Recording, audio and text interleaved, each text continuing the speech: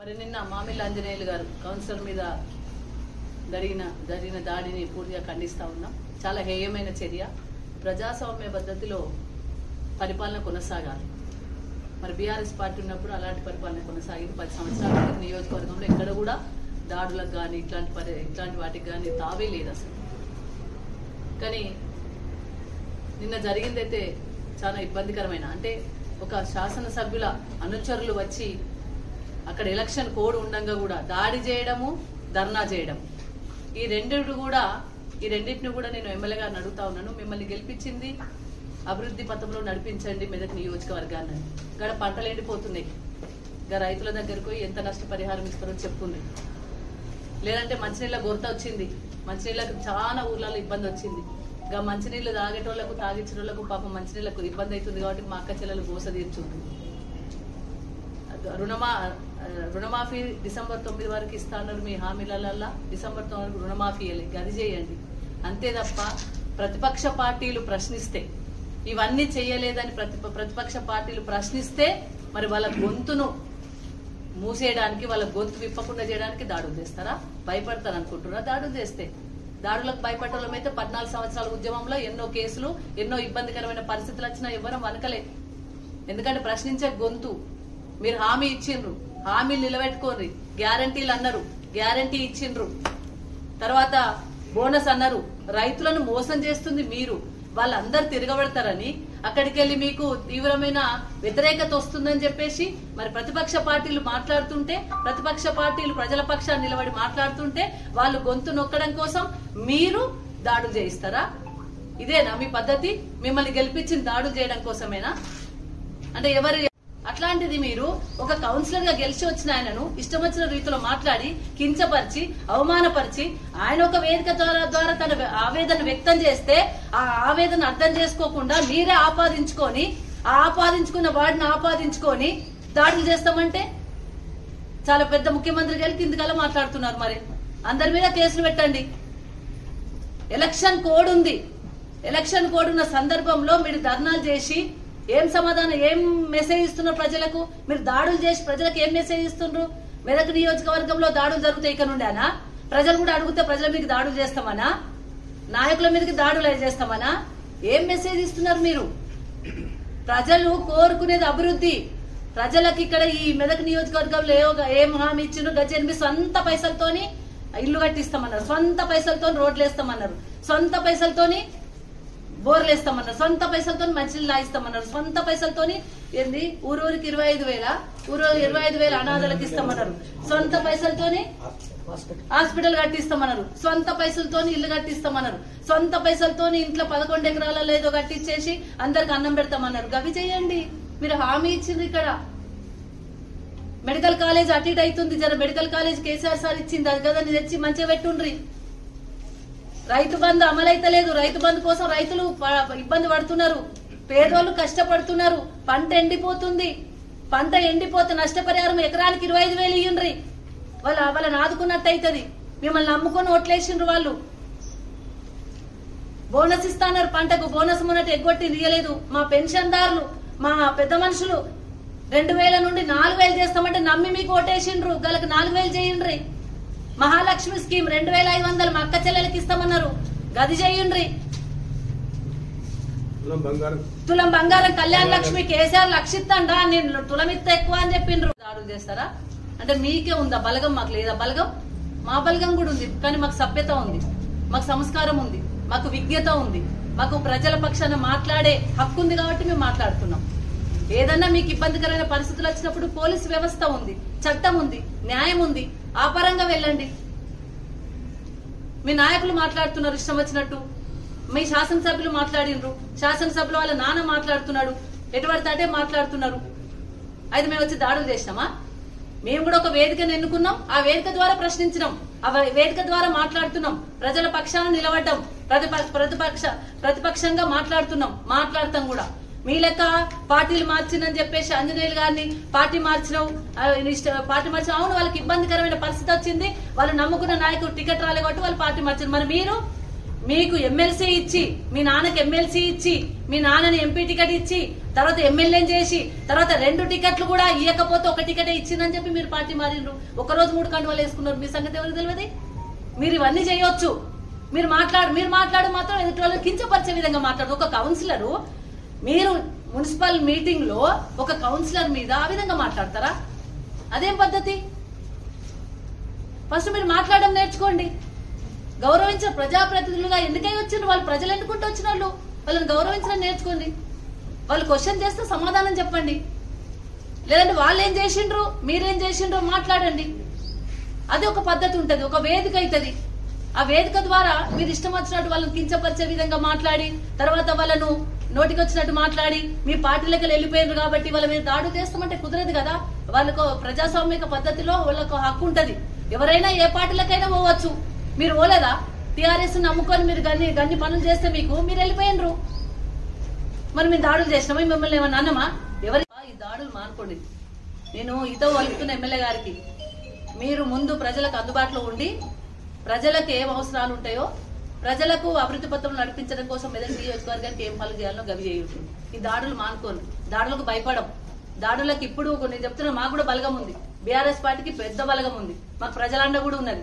ఎందుకంటే మీరు వేసే ప్రజా వ్యతిరేక విధానాలే దానికి సాక్ష్యం. డెఫినెట్ గా రేపు మేమందరం కూడా ఊరుకునే ప్రసక్తే లేదు. ఇప్పుడు మాత్రం ప్రజాస్వామ్య పద్ధతిలో పోలీస్ కంప్లైంట్ ఇచ్చినాం, కలెక్టర్ కంప్లైంట్ ఇస్తాం, ఎలక్షన్ కమిషన్ కంప్లైంట్ ఇస్తాం. కోడ్ ఉంది కాబట్టి ఆ కోడ్ను ప్రజాస్వామ్యాన్ని గౌరవిస్తాం. డెఫినెట్ గా మాకు ఇబ్బంది, నిన్న జరిగిన సంఘటన ఇబ్బంది అనిపించినా ఈసారికి బేర్ చేస్తాం. కానీ నెక్స్ట్ టైం ఎలక్షన్ల అనంతరం కోడ్ అనంతరం మాత్రం మీరు ఒక్కటి చేస్తే మేము డెఫినెట్ గా మా గొంతులన్నీ ఇప్పుతాం. మా గొంతులన్నీ కూడా ఇప్పుతాం. మేము కూడా ఊరుకునే ప్రసక్తి లేదు. దయచేసి ఒకటే హితవు, దాడులు మానుకొని పని చెయ్యండి. మిమ్మల్ని నమ్ముకొని ఓటేసినందుకు పని చేయండి. పని చేస్తే కనీసం ఎమ్మెల్యే గారు పని చేస్తున్నాను ఒక పేరు వస్తుంది. దాడులు చేస్తే పేరు రాదు. నేను గతంలో కూడా చెప్పిన, ఎలక్షన్ల ముందు చెప్పిన, మా మెదక్ ప్రజలందరినీ కూడా రిక్వెస్ట్ చేసుకున్నా. ఎందుకంటే మెదక్ ప్రశాంతమైన వాతావరణంలో మెదక్ నియోజకవర్గం ఉంది. మరి భవిష్యత్తులో మరి వీళ్ళని ఎన్నుకుంటే రేపు రాబోయే కాలంలో దాడులు జరిగితే ఇబ్బందికరమైన పరిస్థితులు వస్తాయని చెప్పిన అదే నిజమైతే మీరు అదే నిజం చేయబోతున్నారు. దాన్నే ముందుకు నడిపిస్తున్నారు. మీరు మీకంటే ముందు దాడులు వస్తున్నాయి, మీకంటే ముందు పోలీసులు వస్తున్నాయి, మీకంటే ముందు పోలీస్ కేసులు వస్తున్నాయి. ఇది మంచి పద్ధతి కాదు. దాన్ని మానుకోవాలని చెప్పేసి ఎమ్మెల్యే గారికి వారి అనుచర వర్గానికి కూడా ఇతో వలుపుతా ఉన్నాను. మీరు ప్రజలలో ఉండండి, ప్రజలకు మంచి పనులు చేయండి, ప్రజలకు కావలసిన సదుపాయాలు కల్పించండి, మాకంటే ఎక్కువ పని చేయండి, మంచి పేరు తెచ్చుకోండి. కానీ దాడులు చేసి చెడ్డ పేరు తెచ్చుకోవద్దు. దాడులు చేసి ప్రజలను భయభ్రాంతులకు గురి చేయొద్దు. మా కార్యకర్తలను ఇబ్బంది పెట్టద్దు. పెడితే ఊరుకునే పరిస్థితుల్లో మేము లేము. డెఫినెట్ గా ఇటుక సమాధానం రాయితో చెప్తాం. ఇది మాత్రం నిజం భవిష్యత్తులో. కాబట్టి ఎలక్షన్ హాస్పిటల్ ఇబ్బంది పడుతున్నారు, రివ్యూలు పెట్టుకోండి. మా అక్క చెల్లెలకు మంచి వైద్యం అందుతలేదు. అక్కడ హాస్పిటల్ మంచి వైద్యం అందించుండ్రి. సీఎం రిలీఫ్ ఫండ్ అన్నారు, సీఎం రిలీఫ్ ఫండ్ ఇయ్యండి. ఇదన్నీ పెట్టేసి ఎవరు మాట్లాడితే వాళ్ళ మీదకి దాడులు చేస్తామంటే ఇది ఎక్కడ? ఎవరు భయపడతారండి? దాడులు చేస్తే భయపడతారా? ఒక్క చెయ్యి మీరు చూపెడితే 4,000 మీ వైపు చూపెడతాయి. ఒక్క దగ్గర గొంతు మూయాలని ప్రయత్నం చేస్తే 100 గొంతుకలు వెళ్తాయి. మేము 14 సంవత్సరాలు పోరాటం చేసి వచ్చిన వాళ్ళం. మీ దాడులకు మీరు భయపెట్టిస్తే భయపడో, మా కార్యకర్తలు ఎన్నుకోపోయో తగ్గుంటారు అనుకోకుండ్రి. డెఫినెట్ గా ఎలక్షన్ కమిషన్ కూడా మేము కంప్లైంట్ చేయబోతా ఉన్నాం. ఎలక్షన్ కోడ్ ఉంది కాబట్టి మేము మళ్ళీ మా విజ్ఞతను కాపాడుకుంటాం, మా సంస్కారాన్ని కాపాడుకుంటున్నాం. కానీ ఎలక్షన్ కోడ్ తర్వాత కూడా మీరు ఇదే కొనసాగిస్తే మాత్రం డెఫినెట్ గా మీరు ఇటుకతో మాట్లాడితే మేము రాయితో మాట్లాడాల్సి వస్తుంది డెఫినెట్ గా. ఎందుకంటే ఊకుంటామా అండి? దాడులు జరుగుతూ ఊకుంటామా? ప్రజాస్వామ్యం ఇది, పద్ధతి ఉన్నది. దానికో చట్టం ఉంది, న్యాయం ఉంది, పోలీసులు వ్యవస్థ ఉంది. ఆ వ్యవస్థ ద్వారా మీకు ఏమైనా చేయబుద్ధి చేయండి. పోలీసులతో కేసులు పెట్టిస్తున్నారు అక్రమంగా కేసులు పెట్టినా ఫేస్ చేస్తాం. మేమేం భయపడం. కేసులు పెట్టిస్తున్నా కానీ వెనుకపోయే ప్రసక్తే లేదు. డెఫినెట్ గా అన్నిటిని ఎదుర్కొంటాం. రాజకీయాలలో అన్నిటికీ సిద్ధమయ్యే వస్తారు. వెనక్కి అడిగేసే ప్రసక్తి ఉండదు. ఒక్కోసారి ఎప్పుడో ఒకసారి ఇబ్బందికరమైన పరిస్థితులు వస్తాయి. ప్రజలు మార్పు కోరుకున్నారా? ప్రజలు ఇక్కడ కొత్తదనం కోరుకున్నారా? ప్రజలు మీ అబద్ధపు మాటలు నమ్మిండ్రు, మీ అసత్యపు మాటలు నమ్మిండ్రు, మీరు ఇచ్చిన హామీలు అమలు కాని హామీలు ఏవైతున్నాయో అవి నమ్మి మీకు ఓటేసిండ్రు. అవి అమలు చేయండి, కనీసం ప్రయత్నం చేయండి. 2 లక్షలు రుణమాఫీ చేయండి. ఫస్ట్ ఆఫ్ ఆల్ డిసెంబర్ 9 అన్నారు, డిసెంబర్ 9 పోయి 3 నెలలే. రుణమాఫీ చేయండి. ఈ మెదక్లో ఏం అవసరం ఉందో అభివృద్ధి అయితే. నిన్న సహచర కౌన్సిల్ సభ్యులు టీఆర్ఎస్ పార్టీ నాయకులు మామిళ్ళ ఆంజనేయులు గారిపై జరిగిన దాడిని తీవ్రంగా ఖండిస్తా ఉన్నాం. మేమే కాదు, ప్రజాస్వామ్య వాళ్ళందరూ కూడా ఖండిస్తూ ఉదయం నుంచి కూడా చాలా మంది ఫోన్ చేస్తా ఉన్నారు. దయచేసి ప్రజాస్వామ్యబద్ధంగా ఏదైతే అవకాశం ఉన్నదో మీ వేదికల మీద మీరు మాట్లాడుకున్న సందర్భాల్లో మా అంతర్గత పార్టీ సమావేశంలో వ్యక్తిగతంగా ఆయన పేరును కానీ ఎమ్మెల్యే గారి పేరును కానీ ఇంకోటి దూషించి లేదాడా. మొన్న జరిగిన మున్సిపల్ కౌన్సిల్లో జరిగినటువంటి రసాబసా అయితే ఏదవుతుందో కార్యకర్తలందరూ కూడా మాకు వందలాది మంది ఫోన్లు చేసి అసలు ఏం జరిగింది ఆయన అట్లా మాట్లాడిన ఎమ్మెల్యే గారు అట్లా మాట్లాడడం కరెక్ట్ కాదు కదా, మీరెందుకు ఖండించలేదు అనే ఫోన్లో మాట్లాడినప్పుడు ఆ రోజు కౌన్సిల్లో మాట్లాడిన విషయం చాలా మంది మీడియా మిత్రులు కూడా ఉన్నారు. మేము ఎక్కడ కూడా ఆయన కిచ్చపరచాలనో లేకపోతే ఆయన తక్కువ మాట్లాడే సందర్భంలో నువ్వేమీ అమ్ముడు పోయినావు ఆరోపణలు చేసినప్పుడు ఆయన ఏదో వ్యంగ్యంగా మాట్లాడి చేసిన దానికి కౌన్సిల్ సమావేశంలో ఎమ్మెల్యే కాబట్టి ఆయన ఏదో సారీ చెప్పి ఇక్కడ కార్యకర్తలకు అందరికీ ఆ విషయాలు తెలియక ఏం జరిగింది కార్యకర్తల క్లారిఫికేషన్ కోసం మాకు సోషల్ మీడియాలో సారీ చెప్పిన విషయాలు ఇంకొక విషయాలు చెప్పినప్పుడు ఆయన రోహిత్ గారినో లేకపోతే ఇంకోరు పేరు తీసుకుని ఆయన మాట్లాడలే. కేవలం సోషల్ మీడియాలో ఇట్లా కొంతమంది ఇట్లా మాట్లాడుతున్నారని అనరాని ఒక పదం మాట్లాడినందుకు అదేదో ఆయన ఆపాదించుకొని ఆ ఎమ్మెల్యే గారిని నన్నే దూషించారని చెప్పి వాళ్ళ కార్యకర్తలు రెచ్చగొట్టి మరి వారి ఇంటి మీద దాడి తీసుకోవడం తీవ్రంగా ఖండిస్తా ఉన్నాం. ఎవ్వరు తాటాకు చెప్పులు కూడా భయపడ్డ లేడీడా బరాబర్ ఈట్కా జవాబు పత్తర్ సర్దేంగి అన్నట్టు తప్పకుండా సమాధానం ఉంటుంది. ఏం చేసినామని బరాబర్ ప్రశ్నిస్తాం. ఇలా మేమే కాదు, ప్రతిపక్ష పార్టీకి మేము ప్రశ్నిస్తాం. 100 రోజులు అవకాశం ఇవ్వమని ఇచ్చినాం. 100 రోజులలో మీరు ఏం చేసినా గది చెప్పుకోవాలి. అంతేగాని కార్యకర్తలు నాయకులను భయభ్రాంతకు గురి చేస్తాం, దాడులు చేసేది నోరు మూస్తారంటే 10 రోజులు ఇంకా వెగులుతాయి తప్ప ఎక్కడ కూడా ఊరుకునే ప్రసక్తి లేదని చెప్పి సందర్భంగా హెచ్చరిస్తా ఉన్నాం. మేము ఏమంటా ఉన్నాం, ఇంకా స్టార్ట్ కాలే, ప్రతిపక్ష పాత్ర ఇంకా పూర్తి స్థాయిలో స్టార్ట్ కాలే. మేము అడుగుతా ఉన్నాం, మీరు ఏదైతే లిస్టు తయారైతా ఉందో ఆ లిస్టుల ప్రకారం ఎన్ని హామీలు ఇచ్చారు, ఏమేమి చేసిరో మేము చెప్తాం. మీరేమేం చేసుకున్నారో మీరు ప్రజలకు చెప్పుకొని ఓట్లాడుకుని ప్రజాస్వామ్యంగా మెప్పు పొందుండి మరొకసారి గెలువురు, మరొకసారి పార్టీ అధికారంలో రండి. అంతే తప్ప ఇచ్చిన హామీలు తుంగులో దొక్కి నాయకుల మీద దాడి చేస్తే నాయకులు ఊరుకుంటారంటే ఒక్కరి మీద చేస్తే 10 మంది తయారవుతారు, 10 మంది నోళ్లు మిగులుతాయి. ఆ నవ్వులకుంటా చూసుకొని ప్రజాస్వామ్యయుతంగా మీరు పరిపాలన చేయండి. దానికి ప్రతిపక్షంగా మేము అందరం కూడా సపోర్ట్ చేస్తాం. కానీ నాయకులు కార్యకర్తలు బెదిరిస్తామంటే మాత్రం తప్పకుండా తిరుగుబాటు తప్పదని చెప్పి సందర్భంగా హెచ్చరిస్తా ఉన్నాం. ఇంకా లోకల్ ఉన్నటువంటి కొంతమంది నాయకులు కావచ్చు, కార్యకర్తలు కావచ్చు, మేము వాళ్ళకు కూడా చెప్తా ఉన్నాం. నిన్న ఏదైతే ఇప్పుడు రేవంత్ రెడ్డి గారి మీద కేసులు పెట్టాలి, ఏదో అప్లికేషన్ ఇచ్చిరట ఎస్పీ గారు, మాకు ఇందాక తెలిసింది. మామిళ్ళ ఆంజనేయులు గారు ఎమ్మెల్యే గారిని దూషించారు, వాళ్ళ మీద కేసులు పెట్టాలి. ఎమ్మెల్యే గారి పేరు వాడనే వాడలేదు. సరే, ఆడ ఉన్నటువంటి సోషల్ మీడియా కొంతమంది సోషల్ మీడియా తప్పుదో పట్టించి అబద్ధ ప్రచారం చేసిన మీద వారు ఏదైనా మాట మాట్లాడుండొచ్చు. ఎమ్మెల్యే గారిని అయితే తిట్టలేదు మేము అనుకుంటున్నాం, వాళ్ళు అట్లా భావిస్తే మేమేం చేయలేము. ఒక్కవేళ అట్లయితే మాత్రం వారి మీద కూడా కేసులు పెట్టాలి. ఎందుకంటే రేవంత్ రెడ్డి గారు కూడా 99 సందర్భాల్లో కేసీఆర్ గారిని తిట్టిరు, చాలా మంది నాయకులను తిట్టిరు.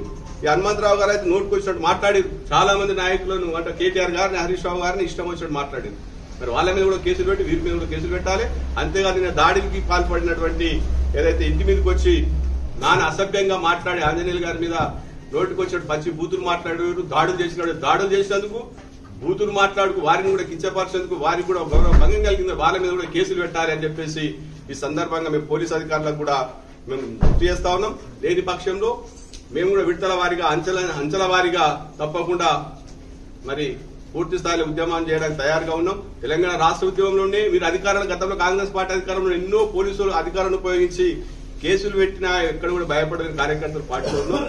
రేపు ఇలా అధికారం ఉన్నది, పోలీసులు ఉన్నారు, ఇంకా విరమిగితే మాత్రం కాలమే సమాధానం చెప్తుంది. ప్రజల తిరుగుబాటు ఎదుర్కోక తప్పదు. మరొకసారి చెప్తాను, పూర్తి యావత్ తెలంగాణ రాష్ట్ర సమితి మామిళ్ళ ఆంజనేయులు గారికి పూర్తిగా అండగా ఉంటుంది. ఆయనకే కాదు ఇంకే కార్యకర్తకు ఏ కష్టం వచ్చినా సంఘటితంగా పోరాడతాం. ఎక్కడికక్కడ ఈ యొక్క అంశాలను నిలదీస్తాం. రేపు ప్రజాక్షేత్రంలో కూడా గత ప్రభుత్వం ఈ ప్రభుత్వం చేసినటువంటి అంశాల మీద విడతల వారీగా ప్రజాక్షేత్రంలో తేల్చుకుంటామని చెప్పి సందర్భంగా తెలియజేసి ఇటువంటి అన్ని కూడా పిచ్చి ప్రేరణలాపం మానుకోవాలని చెప్పేసి మిమ్మల్ని గిట్టబడుతున్నాం. ప్రజలు కూడా అడుగుతారు, రేపు గ్రామాలలో పోయినప్పుడు ఆరింటి ముందు కూడా ధర్నాలు చేస్తారా?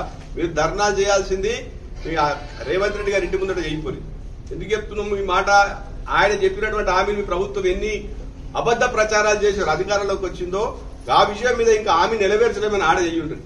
మీరు చేసే ఏందా 3 హామీలు చేసి 3 హామీలు కూడా కార్పొరేషన్ల నెత్తి మీద భారం పెట్టి రూపాయి చెల్లించకుండా ఏదైతే రవాణా సంస్థ కావచ్చు, కార్పొరేషన్ల మీద, ఇటు విద్యుత్ సంస్థల మీద కావచ్చు, అదేవిధంగా మరి ఇంకొకటి మేజర్ గా ఆర్టీసీ సివిల్ సప్లై 500 సిలిండర్ సంబంధించిన ఈ 3 కూడా నేరుగా నగదు ఇచ్చినటువంటి పరిస్థితి లేదు. ఏమైనా 2500 రూపాయలు మహిళలకు ఇస్తున్న 2500 రూపాయలు ఏమైంది? 3000 రూపాయలు నిరుద్యోగ వృత్తి ఏమైంది? మరి రైతులకు రుణమాఫీ ఏమైంది? రైతు బంధు ఎంతమందికి ఇచ్చిర్రు? అంటే నేరుగా డబ్బులు ఇచ్చే పరిస్థితి లేదు. కానీ సంస్థలకు అప్పులు మోపుకుంటా ఇప్పటికే 20,000 కోట్ల అప్పులు తీసుకొచ్చి ప్రభుత్వం ఇంకా పూర్తి స్థాయిలో ప్రజలకు సేవ చేసిన దాని మీద మీరు ధర్నాలు చేయరు తప్ప చేయమని చెప్పు మా ఇంటర్నల్ పార్టీ వ్యవహారాల విషయాలు మేమేదో మాట్లాడుకున్నాను మీకు మీరు ఆపాదించుకొని వ్యక్తిగత దాడులకు దిగుతామంటే మాత్రం సహించేది లేనేలేదు.